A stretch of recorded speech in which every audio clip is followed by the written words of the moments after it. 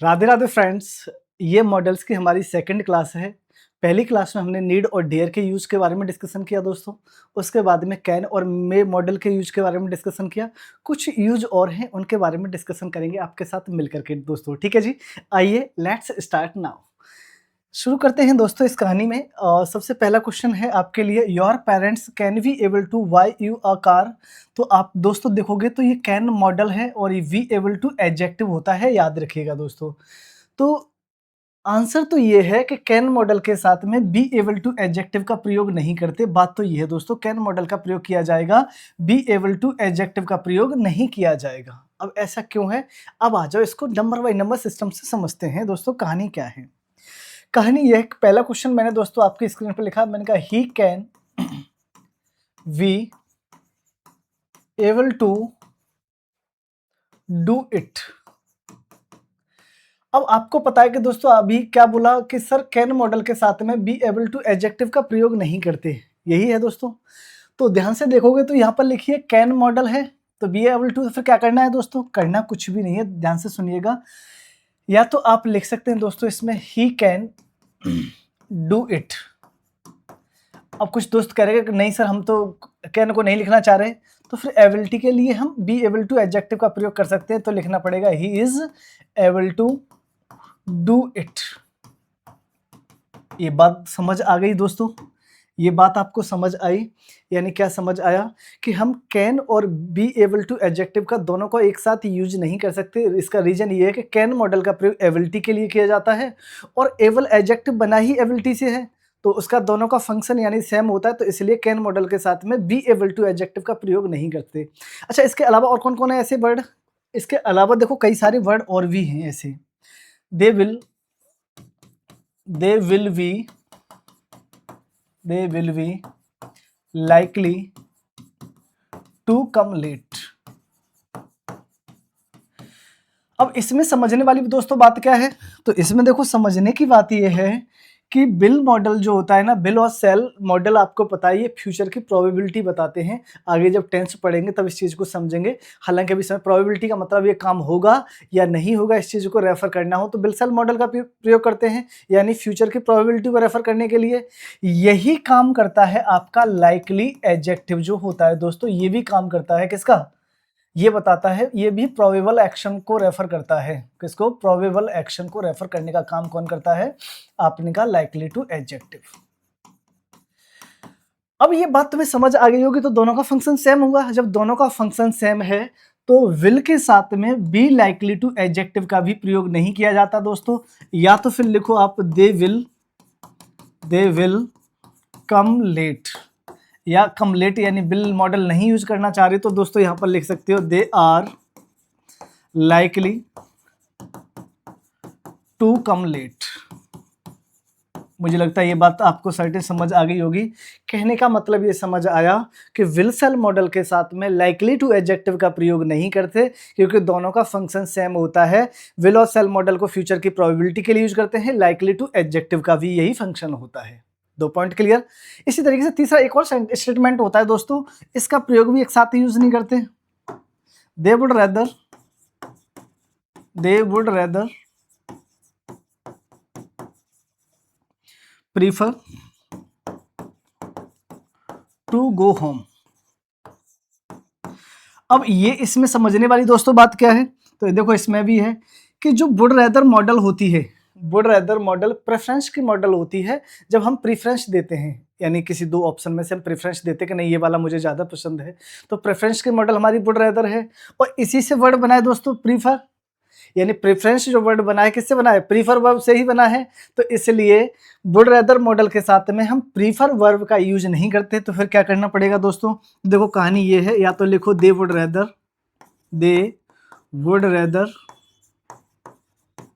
Rather go home, या फिर यदि आप वुड रेदर को नहीं लिखना चाह रहे हो दोस्तों तो लिखना पड़ेगा they would prefer to go home. मुझे लगता है ये दोस्तों बात समझ आ रही होगी आपको, ये बात अच्छी तरीके से समझ आ रही होगी। क्या समझ आया कैन मॉडल के साथ में बी एबल टू एडजेक्टिव का प्रयोग नहीं कर सकते, विल और सेल मॉडल के साथ में लाइकली टू एडजेक्टिव का प्रयोग नहीं कर सकते, और वुड रेदर के साथ में प्रीफर टू वर्ब का यूज नहीं किया जाता है। इसी तरीके से दोस्तों यहाँ पर देखोगे तो यहाँ पर क्या लिखा था, कैन मॉडल, आपने कहा सर ये ऑलरेडी एबिलिटी को रेफर कर रही है तो बी एबल टू एडजेक्टिव का प्रयोग नहीं किया जाएगा। समझ आ गई बात, यानी वर्ब की कौन सी फॉर्म आएगी, फर्स्ट फॉर्म यहाँ से स्टार्ट होगा। अब ये बात तो हमें, अब ये कॉन्सेप्ट समझ में आ गया दोस्तों। अगले कॉन्सेप्ट की तरफ पढ़ते हैं। ये लिखा है I am not able to decide but to do with this bag. इस चीज को समझने से पहले हम क्वेश्चन ए और बी पर आना चाहेंगे। क्वेश्चन लिखा है दोस्तों आई कांट सी एनीथिंग, इसका मीनिंग क्या हुआ, और एक क्वेश्चन है I am not able to see anything, दोनों में फर्क समझिएगा। यदि मैं कह रहा हूँ आई कांट सी एनीथिंग तो इसका मतलब ये टेम्पररी इनेबिलिटी है, कोई व्यक्ति अंधेरे की वजह से या किसी सर में चोट लग जाने की वजह से सॉरी चोट लग जाने की वजह से वो देख नहीं पा रहा है दोस्तों। आ रही बात समझ में, देख नहीं पा रहा है, तो इसके लिए हम क्या करेंगे दोस्तों, आपने कहा ये हमारी टेम्पररी इनेबिलिटी है, और आई एम नॉट एबल लिख रहा हूं तो इसका मतलब I am not able to see का मतलब वो व्यक्ति कैसा है, ब्लाइंड है। दोनों में फर्क समझ में आ गया दोस्तों।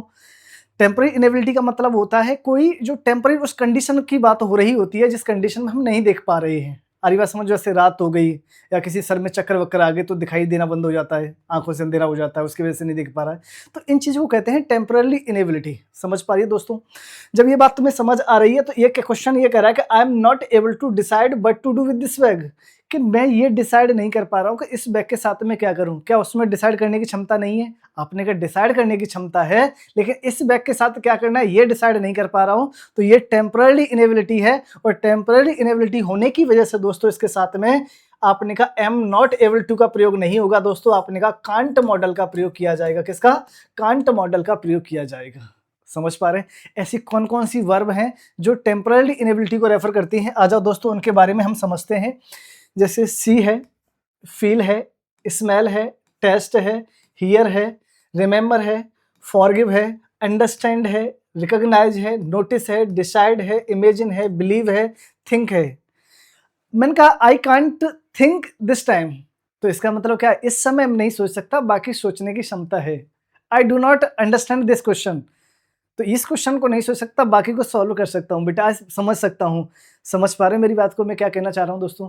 तो यहाँ से ये समझ आ गया कि टेम्पररी इनेबिलिटी को रेफर करना हो तो उसके लिए हम यानी किसका? कांट मॉडल का यूज करते हैं, और परमानेंट इनेबिलिटी को रेफर करना हो तो एबल टू एडजेक्टिव का प्रयोग किया जाता है। बात ये समझ आ गई, तो आगे बढ़ते हैं दोस्तों।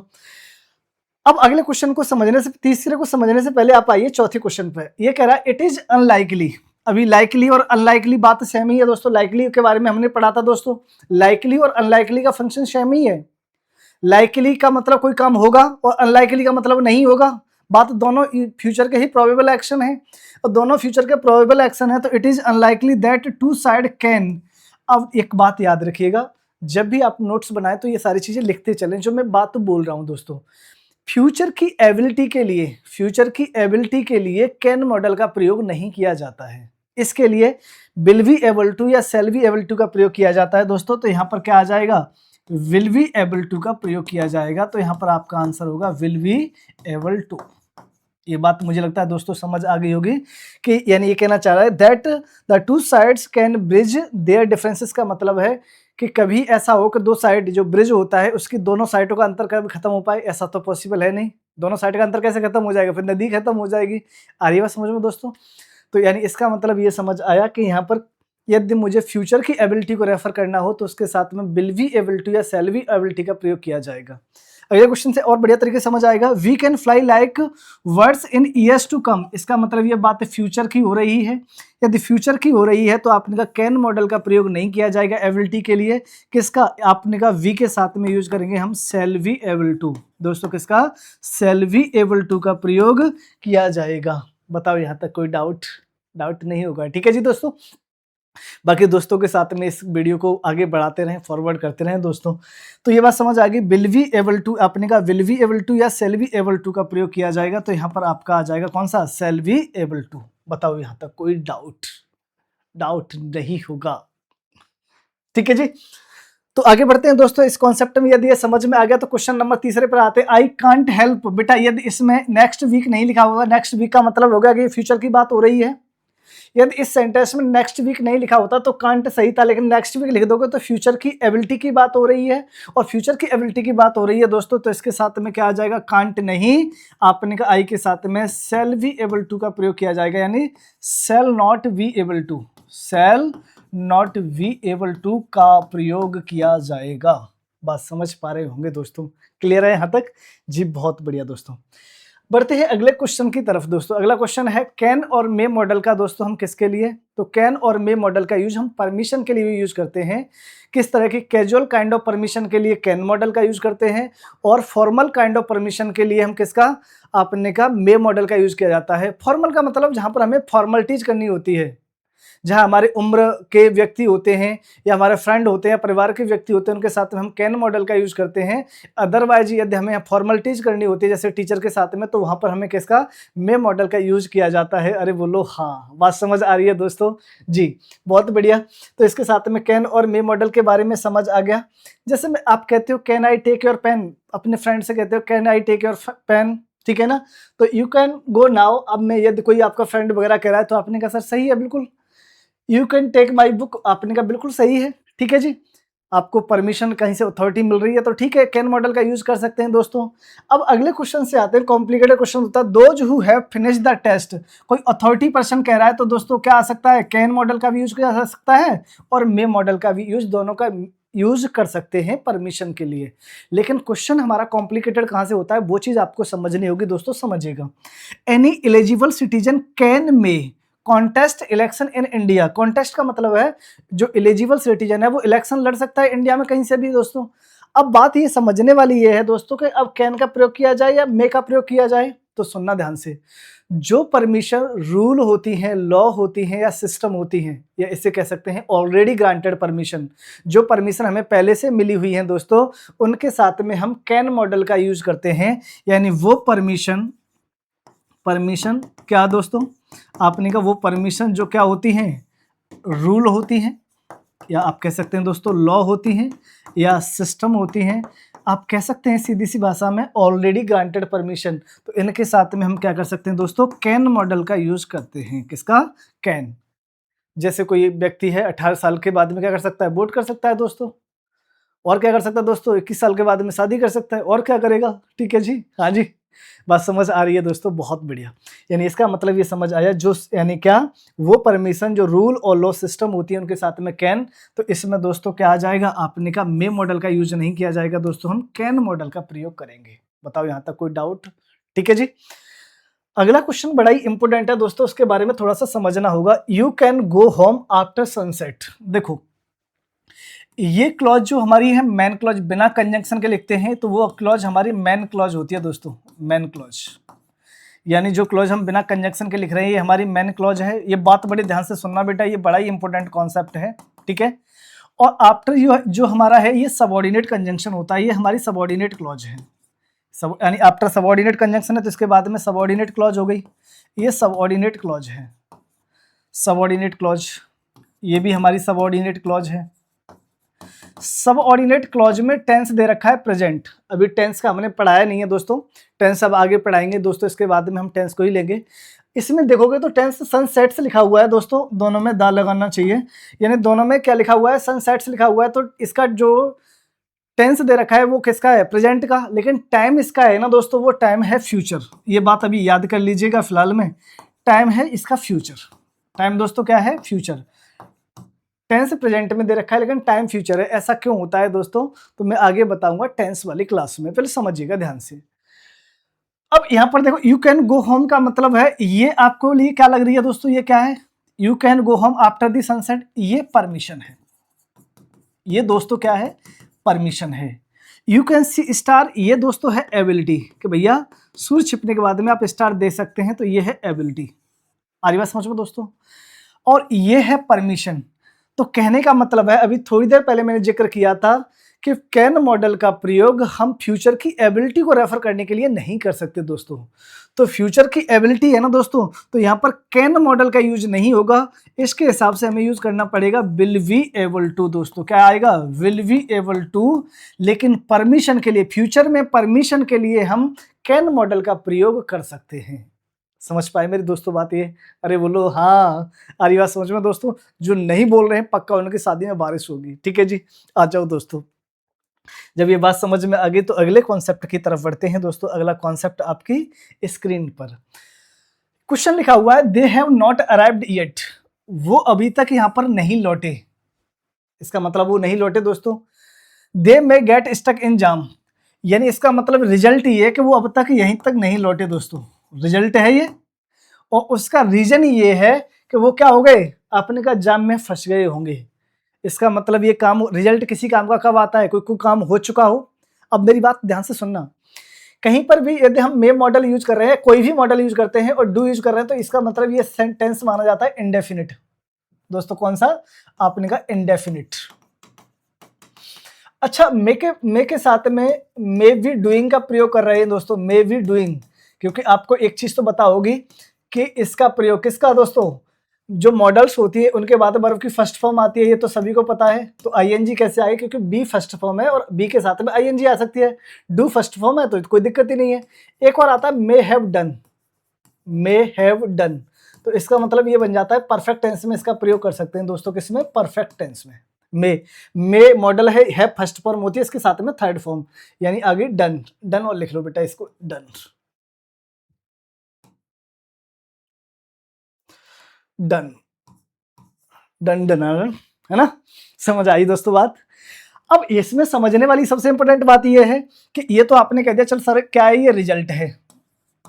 रिजल्ट ये है कि अब तक वो लौट करके नहीं आया, रिजल्ट ये है। और इसका रीजन क्या है कि वो जाम में फंस गया होगा दोस्तों। और रिजल्ट किसी भी चीज का तब आता है कोई काम कंप्लीट हो जाए, और कंप्लीट के स्टेट में हम परफेक्ट टेंस का यूज करते हैं। आगे टेंस पढ़ाने वाला दोस्तों, परफेक्ट टेंस का यूज करते हैं। और परफेक्ट टेंस की बात की जाए तो दोस्तों यहाँ पर मे गेट का प्रयोग नहीं, मे हैव गॉट का प्रयोग किया जाएगा दोस्तों। किसका? May have got. मेरी बात समझ पा रहे होंगे दोस्तों, किसका प्रयोग किया जाएगा? मे हैव गॉट का प्रयोग होगा। समझ पा रहे हैं मेरी बात? बहुत बढ़िया। अगला क्वेश्चन है, ही लुक्स वरीड। अब ही लुक्स वरीड ये क्या है दोस्तों? वो चिंतित है। इसका मतलब ये रिजल्ट है दोस्तों, और उसका रीजन ये है कि he may get into some trouble, यानी ही लुक्स वरीड, वो चिंतित लग रहा है। कोई व्यक्ति किसी को देखा आपने और लगा कि उसके चेहरे पे सिकन है, यानी चिंतित है, तो इसका मतलब वो किसी ना किसी मुसीबत में फंसा हो सकता है दोस्तों। मुसीबत में फंसा होना, उसका रिजल्ट ये है। इसका मतलब वो चिंता, काम हो चुका है ना दोस्तों, और काम जब हो जाता है तो उसे परफेक्ट स्टेट में लिखना पड़ता है। परफेक्ट के लिए दोस्तों क्या लिखना पड़ेगा यहाँ पर? मे गेट नहीं, क्या लिखना पड़ेगा? May have got.